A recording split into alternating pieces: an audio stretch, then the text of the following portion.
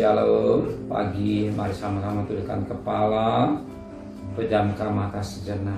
Bapa yang bersemai dan kerajaan surga, yang boleh kami kenali dalam nama Tuhan Yesus Kristus. Terima kasih Bapa buat pembiayaan yang Kau berikan keluarga kami, dan kami boleh bangun dengan tubuh yang sehat. Maka kami mengadakan satu mesbah keluarga, mesbah pribadi. Kami boleh naikkan pujian penyembahan, dan kami rindu untuk mendengarkan renungan firman-Mu. Biar firman-Mu jadi nasihat, pendidikan, bahkan juga memberikan cermin dalam hidup kami. Dan kami juga boleh naikkan doa syafaat kepada Tuhan. Haleluya, amin. Shalom, pagi mari sama-sama kita akan membaca firman Allah 2 Timotius pasal 4. 2 Timotius pasal 4 ayat yang ke-9 sampai ayat yang ke-18. 2 Timotius pasal 4 ayat 9 sampai 18. Pesan terakhir. Usahalah supaya segera datang kepadaku, karena Demas telah mencintai dunia ini dan meninggalkan aku. Ia telah berangkat ke Tesalonika, Krekes, telah pergi ke Galatia, dan Titus ke Dalmatia. Hanya Lukas yang tinggal dengan aku. Jemputlah Markus dan bawalah ia kemari. Karena pelayanan yang penting bagiku, Tihikus telah kukirim ke Efesus. Jika engkau kemari, bawa juga jubah yang kutinggalkan di Troas, di rumah Karpus, dan juga kitab-kitabku terutama Pekhamen itu. Alexander tukang tembaga itu telah banyak berbuat kejahatan terhadap aku. Tuhan akan membalas menurut perbuatannya. Hendaklah engkau juga waspada terhadap dia, karena dia sangat menentang ajaran kita. Pada waktu pembelaanku yang pertama, tidak seorang pun yang membantu aku, semua yang meninggalkan aku. Kiranya hal itu jangan ditanggungkan atas mereka. Tapi Tuhan telah mendampingi aku dan menguatkan aku, supaya dengan perantaraku Injil diberitakan dengan sepenuhnya, dan semua orang bukan Yahudi mendengarkannya. Dengan demikian aku lepas dari mulut singa. Ayat 18. Dan Tuhan akan melepaskan aku dari setiap usaha yang jahat. Dia akan menyelamatkan aku sehingga aku masuk ke dalam kerajaannya di surga. Baginya kemuliaan sampai selama-lamanya. Puji Tuhan. Kita perhatikan mutiara indah pagi hari ini. Ayat 11. Hanya Lukas yang tinggal dengan aku. Jemputlah Markus, bawalah ia kemari, karena pelayanannya penting bagiku.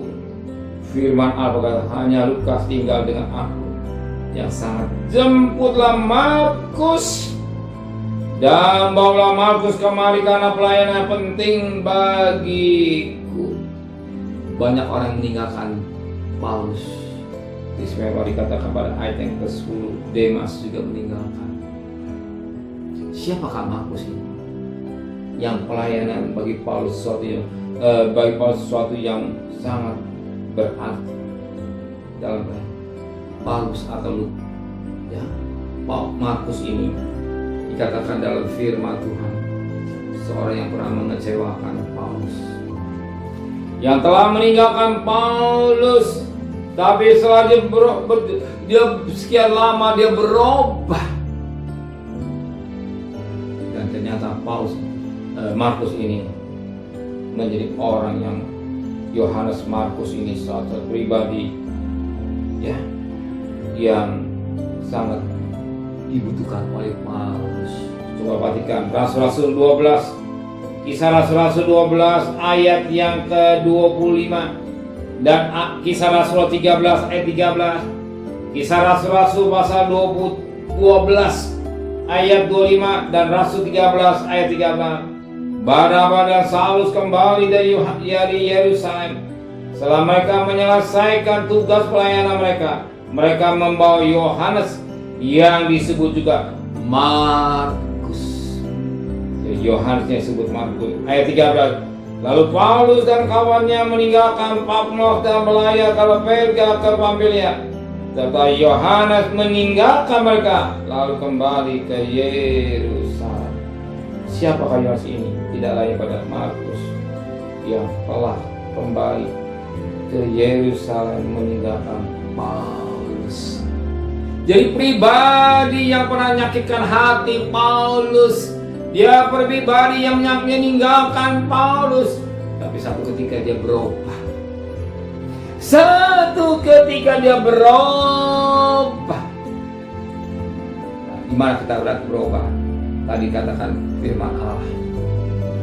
Kalau Markus atau Yohanes ini bawa kembali karena pelayanan berguna Allah. Maka kita sebagai anak Tuhan, jangan kita menghakimi seorang. Kita bawa dan doa terus. Suami kita mungkin suami kita jahat, istri kita jahat, atau anak kita kurang menghormati, tapi kita kuasa doa. Izinkan Roh Kudus menjamah hatinya. Izinkan Roh Kudus berkarya Bapak, suami kita, istri kita, anak kita, atau seorang yang menyakitkan hati kita. Kita badan doa, izinkan Roh Kudus. Seorang yang pernah meninggalkan Paulus, yang nama Markus, Yohanes Markus ini, dia berubah.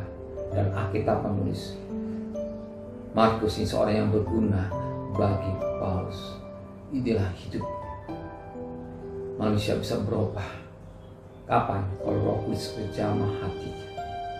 Sejahat-jahat suami, ya, kalau Roh Kudus menjamah hatinya, suami itu akan mengasihi istrinya.